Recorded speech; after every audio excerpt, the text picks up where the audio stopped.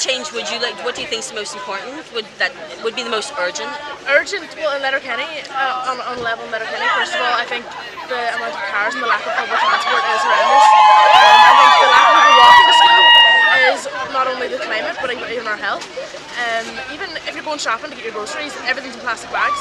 True. Everything you get, the vegetables going on the ground, but they're coming in plastic bags. Like, it's ridiculous. It is. It's something that's grown naturally just for us to come in for plastic. And then, of course, we're a coastal county, and the effect that it's all having on the sea as well. Even people, they have no concern when they throw the rubbish out car windows. Everything, like, not even the amount of plastic that's been produced, but the amount of plastic and rubbish that has been not even disposed of in the proper means. It's just and also, what about the law? Do you think that the law is stringent enough for people who actually dump illegally? It's definitely not. There's laws that are stricter on smaller crimes. Like, you're damaging our future, you're damaging our seas, and there's no repercussions for the people that are damaging. So what would be the most important, do you think, in the county that people need to address environmentally? Single-use plastic. Yes, very much so. Because in McDonald's they actually started using paper straws, and I'm very proud of that. But a lot of supermarkets still use single-use plastic in their vegetable wrapping, packaging, and I really want them to change. Climate change may not have struck Donegal as drastically as it has in places like Mozambique recently, are a clear reminder for residents of Inishowen like myself that the risk of drastic weather events are ever present in this part of the world. Again, I'd like to thank you all for being here today. It means a lot to me. Your presence here today is a sign that you care about this crisis. A crisis that is, and I can't stress this enough, far more important than what you would call a Brexit crisis. I have said before that climate change sees no borders, and no matter what your race or religion, it will affect us all the same, and those words are still just as true. We live in a troubled world, a world where there are many injustices. And that is another reason we are here today. We are here to highlight the need for climate justice. The people of the third world are suffering at the hands of developed countries, and especially this country, the worst performing country in the European Union. This is thanks to our government being told what to do by corporations, or what they would like to call the private sector. Years of capitalist rule in this country has put us in the situation we are in today. I guess listen to the Citizens' Assembly, because that would be the most important thing, because that was the voice of the ordinary people, and they came up with lots of good proposals. My only reservation there is about the carbon tax, personally. I think we should not start carbon taxing individuals, we should start carbon taxing the polluters, which is the big oil companies. Absolutely, that's where it should start, not the ordinary people on the ground who don't have choices. Yeah, because they're hitting us with taxes. If you live in a house and all you have is an open fire with a back boiler, what are you going to do? You can't blame people for throwing coal in there, because that's the only way they have to get warm. So they're not the source of the problem. So it's the authority, it has coming from the top down. We can do this. You know, if we all get out there and make changes, we can bring about radical change, and that's what we need. Well, if you think about it, Ireland spends, I think the last figure I got was about 4.6 billion importing fossil fuels to generate electricity and to power our cars, to heat our homes. And if we could generate the electricity from indigenous sources like wind and solar, we wouldn't have to spend that amount of money bringing in the fossil fuels to begin with. We'd be creating our own energy. And they're saying that if we can harness this energy, like in 10-20 years time, electricity bills will be practically free. You know, if they can get the finances right in the future, that you know, energy will become a cheap commodity. And you were saying even that we could export it. And we could export it, yeah. Okay, well, very interesting. So when would they know? When would the follow-up? When would the test sort of be through as to whether the... Well, they still have to go to planning for this technology, for the floating technology. That can take a year or two to get that through planning. And then once they get the turbine in place, they'll have to test it for a couple of years to test all the different to see, like you say, if it stands up against the Atlantic. So if anybody was interested in actually following that project, is there a name for it, or how would they be able to chase it up as it's progressing? It's going to be put up on the AMETS, the Atlantic. I can't remember what AMET stands for now, but it's in Belmullet. There's a test centre there in Belmullet, And that's Amex, A-M-E-X? A-M-E-T-S, I think. A-M-E-T-S, Yeah. Okay, so that's down Belmullet? In Belmullet, yeah. Okay, and I'm sure people could just look it up online then? Yeah, And yeah. just follow it? And follow it, yeah. there. Yeah. Okay, well thank you. And what do you think then about all these young people coming It's out for the fantastic, protest? absolutely brilliant to see. Yeah. There's so much energy here today. Yeah. It's brilliant. Yeah, Brilliant. definitely. And We would you need to listen to them. Well, Because it is their future. It is their future, and it's great as well that it's actually picking up pace. Yes, and building amongst momentum, them. yeah, it's great. And is there anything that you would like to say to the people in Donegal in regards to the environment, or? I'd say, well, it's our environment, and we need to save it. We need to look after it, because if we don't, we're going to be gone. There's no plan B. There is no plan B. Not only We is there can't no survive plan without B, it. there's also no planet B. No planet B. Yes. Look, thank you very much. I encourage anybody else to get involved in the movement. You know, there's so many things happening. Supporting the youth climate strikes, Extinction Rebellion. You can get involved by lobbying and putting pressure on politicians. There's so many ways that we can take action. But also individually, we can all make small changes that will contribute. So cutting down on our meat consumption, cutting down the amount of energy that we use, all of these are really important changes that we can undertake to respond to climate action, climate crisis, I should say. Thank you very much. I recently saw a headline in the Irish Times. Government postpone smoky coal ban following legal threats from fossil fuel industry. That was a real headline about something that really happened. And if that does not scream capitalism, then I don't know what does. This is what needs to change, and that can change today. Following on from the international success of the first major strike on March the 15th, the organisers wanted to follow it up swiftly and on a meaningful date, which is why today, May 24th, the European election day was chosen. All over the country, people are coming out in droves in all three constituencies to elect our representatives for the next 5 years. I'd like to ask all the adults here to vote. When you vote today, vote on my behalf, vote on his behalf and her behalf, on behalf of the children who cannot vote and whose future hangs in the balance of today's election. May 24th is the date that could work for all European countries, but not necessarily ours, as it's the end of the year and the exams are coming up. At the last strike in Lifford, we had a lot of sixth-year students from Cairn who can't make it today. However, they're all old enough to vote, and to me that's far more important. Before I finish, I'd like to remind you once again, a few weeks ago, the Fine Gael government declared a climate and biodiversity emergency. Do not be satisfied with these words on paper, because they said the same thing about homelessness in hospitals. We will continue to hold these politicians to the word, and I hope that all you adults here do the same today.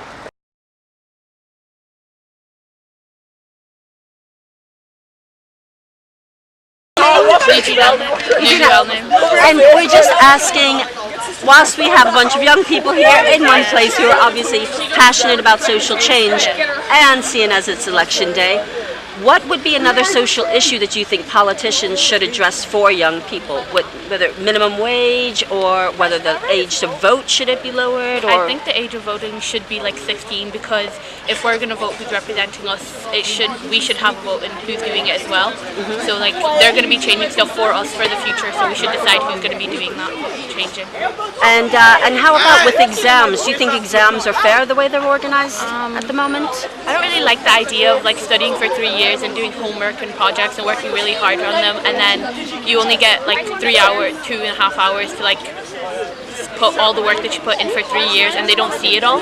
The examiner doesn't know all the work you put in for like the first 3 years of your life at school or the last 3 years of your life. They don't know like all the work that you put in for your homework or your projects. They just see what's on the paper in front of you. You're just a number to them, so they don't really know. They can just judge you on what you put on the sheet, and like you could have had a bad day that day or just wasn't focusing properly, and then it's not going to show. So you think maybe that the exam or the grade system could be maybe more inclusive and taking the average of all of the work that you've put in? Do you think that the voting age should be lowered to 16? Would you trust yourselves enough to actually make an X on a mark? Nah, not a hope. No? It's funny because all of the girls are going, we should definitely have the vote. Do you think the adults already are making good decisions, or do you think it might be better left in the hands of younger people? Younger people are not that advanced yet to think about what's actually happening in the world, so adults know the troubles that are happening to them. So like they're going through it day by day. They're just living in their shoes. They've seen it longer than us, like, so they might know more about it than us. And what if the issues were explained to you more? Do you think then that you would feel more confident? Yeah. So you don't really think that really you're being included enough in how everything. In our subject at school, it's all just school educational work. We're learning nothing about like what's going on around us in the world today. And if we're learning more about that stuff, we'd understand it, and then you could form a better opinion. Yeah. So basically, really the issue isn't that you don't think that the voting age shouldn't be lowered, it's you don't feel that you're given enough information about voting and how the society around you is organized and run. So do you think that that's something that the school should include more for yourselves? Yeah. And what about exams? Because we were speaking to some of the other students, and they were sort of saying they don't feel, well, do you think it's fair that you just get graded, like say on those 3 hours of exams after however many years of schoolwork that you've been doing? Or do you think it could change a bit more to take in? Well, I like that way of examining because like you can do it, but say if you're doing like CBAs and orals, it's down to a matter of opinion if the reader likes it. But I think that the exams are fair enough the way they are. You have plenty of time to prepare for it, so when the day comes, if you put in work, you're going to get a good grade. But if you don't put in work, it's not a good grade. Yeah, because some of the other students, some had suggested that they thought it would be more fair if like all of the work that you did, like say for the 3 or 4 years, was sort of taken together as a whole and then given as a mark, as opposed to sitting a 3-hour exam. They are bringing that in now. Second years this year, they have got their average of all class tests throughout the year, and that's what they're going on. They're not sitting any exams this year. And so maybe who's that doing? The second year's the year below us. Okay. So maybe that could change for us in the future as well. Okay, all right. Cheers. And any other? Do you work? Sorry? Do you work? Do you have summer jobs? Or summer job coming up. All right. Do you believe it's fair or reasonable that young people should have a lower minimum wage than an adult worker? No. If they're putting in the same work ethic, like why shouldn't they get the... Perfect. We're asking young people if there's any other issues they think that politicians should take into consideration for young people. For example, should the voting age be lowered, for starters? I think it really depends on the person, but like maybe a year wouldn't hurt because I think they're mature enough and they have enough knowledge to vote themselves, so I think it should be at least a year. Yeah. And I think that like the older generation's voting is so pointless because it's not going to be their future, it's ours. And the fact that we don't get to vote is so ridiculous because we have a better say in our own future. Because we are the future. We are the future. We're the generation, so we should at least get a say. So you do believe that the voting age should be lowered? Yeah. And the other question we were wondering as well was the way exams are organized. Do you think that is an accurate reflection of your academic abilities? No way. Because you might have an off day and like we're put in that classroom, we have to learn information off by heart, and that doesn't reflect on any of us. Because like we have so much more than just in the classroom, and I don't think it's fair at all. Because I feel like there's not like much extra curriculums. Like there's home ec, there's business, French. But there are like other stuff people have like talents in, like there's music is good, but other stuff that aren't in like a school curriculum. Like in the boys' school is different from the girls' school, and it's like some of the subjects, like the extra curriculums in the boys' school, girls could be good at that as well, and boys could be good at home ec as well. But they just kind of put a gender based, like oh, home ec girls should try cooking. And I feel like it shouldn't be gender based because we all have different talents. Some people may not be good at home ec, other people may. Some people may not be good at music, other people may. So I feel like everyone should be given an opportunity to try something out, and if they like it, then they like it. And then hopefully they can turn it into a career in the future, do something about it in college, and just make something out of use of it. So you think that the extracurricular and the optional skills should be opened up to both genders so that people can choose wherever their interests lay and that they can pursue according to their own interests and abilities? I feel like we're judged more on like a grade than a person. It's like I'm not a number. You know what I mean? Like I'm more than just a grade. I'm not an A or a B student, and I shouldn't feel like I'm less than anyone else because I'm not. Gets like we have to like learn stuff that may not be on the exam. So I feel like we should like at least get like a choice, and hopefully like how would I say, we should get a choice in what to choose say. what you want to learn and choose all, what you want to learn, because we're learning like so much, and then some of that stuff isn't even on the exam, and it's kind of like we could have focused on another point, but we learned something that we've been taught to learn, and it wasn't on the exam. And then some people learn visually, some people learn audibly, some people learn through doing. Yeah. You know, there's all different ways of learning as well. Is there anything else that you would like to say before we on the vocal local, which is what you're on? We're refusing our education to educate you. You're wonderful, thank you.